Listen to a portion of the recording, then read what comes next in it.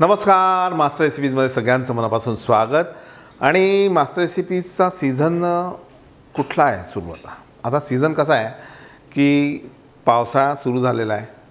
काही ठिकाणी पडायचा आहे पाऊस, काही ठिकाणी पडलेला आहे, पण असं म्हणतात की पुढच्या महिन्यापासून सगळीकडे व्यवस्थित पाऊस सुरू होईल। आणि पावसाळा म्हटलं की मग उपवास तपास आले, मग त्यानुसार पदार्थ आले। मग आजकाल कसं थोडं फॅन्सी उपवास करायची पद्धत वाढलेली आहे। मग उपवासाचा डोसा केला तर कसं होईल? अगदी छान क्रिस्पी मसाला डोसा उपवासाचा करू आपण। आणि त्यासाठी एक दाखवू की सांगू?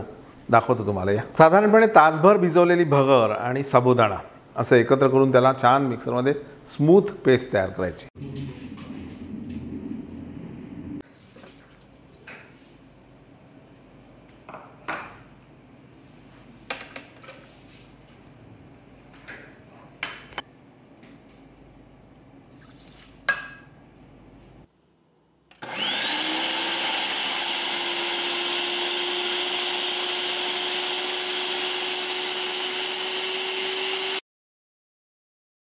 एवढंच हे छान स्मूथ व्हायला हवं।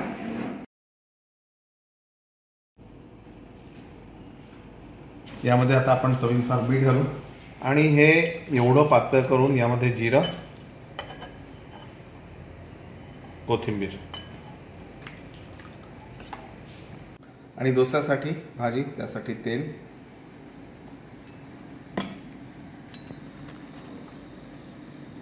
जिरे, हिरवी मिरची, काजू, मनुका,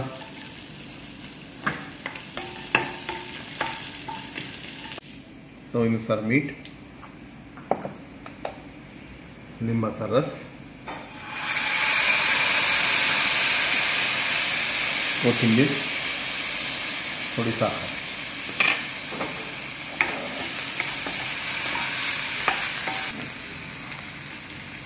हा बटाटा जो आहे तो असा फक्त क्रश करायचा।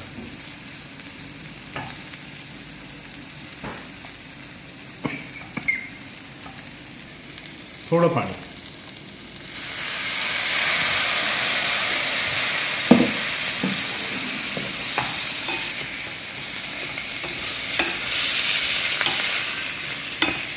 हा जो मसाला यामध्ये आपण सगळा टाकला तो मिळून यायला म्हणून थोडंसं पाणी आपण घातलं। त्याला छान आपण परतून देऊ।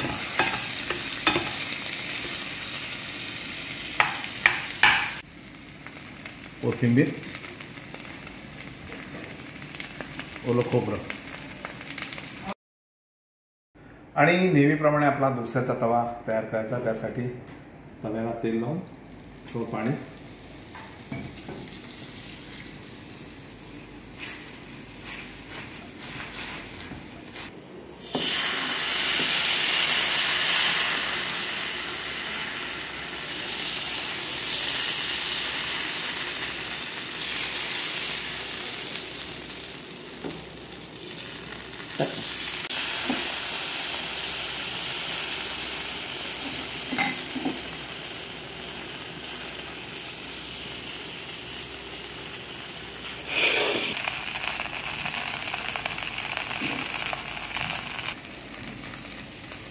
भाजी,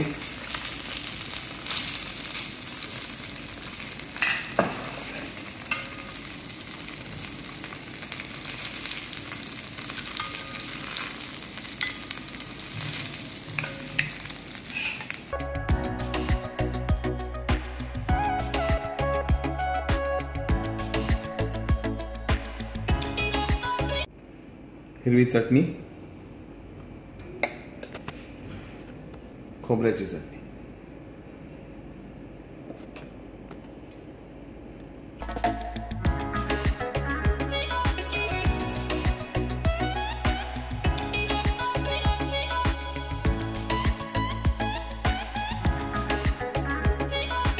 आणि आजचा हा उपवासाचा डोसा खायला आमचे महाराज आले। त्यांना मी बोलवतो, पण त्याआधी हा डोस्याचं बघा तुम्ही, क्रिस्पी कसा छान झालेला आहे। अगदी रवा मसाला असतो तसा। त्याच्यातली भाजी, ये बात, आणि हे मी न खाता याचा नैवेद्य आमच्या महाराजांना दाखवतो. या महाराज, आपण महाराजांना बोलू आणि त्यांना विचारू की हा उपवासाचा डोसा कसा झाला. या महाराज. रामकृष्ण हरी. आज आम्ही छान उपवासाचा डोसा बनवला आणि निलेश झारकर महाराज आमच्या स्टुडिओत आले. म्हटलं तुम्ही हा टेस्ट करावा. हां, बरेच तांदूळ आहे. हां,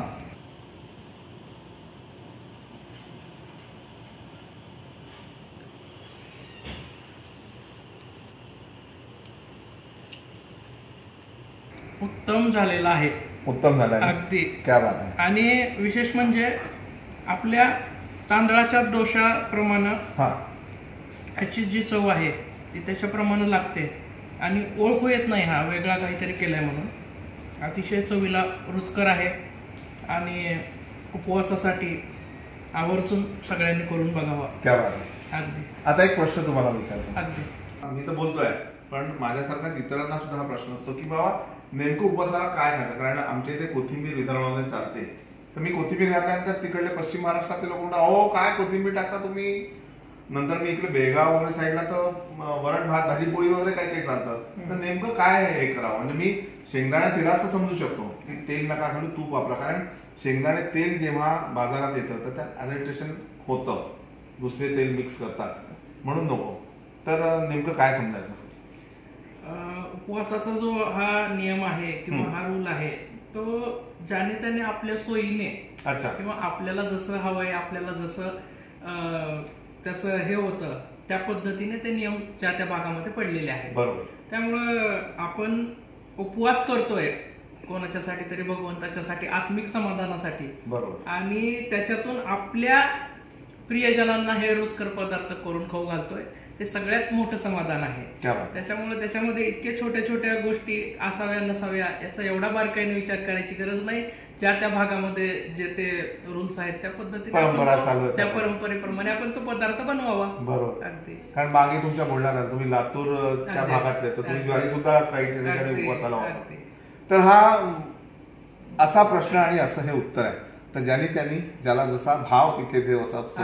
आणि शक्यतो मी तर म्हणतो उपवास असेल तो उपवासच करा, पूर्ण उपवास, काहीच खाऊ नका.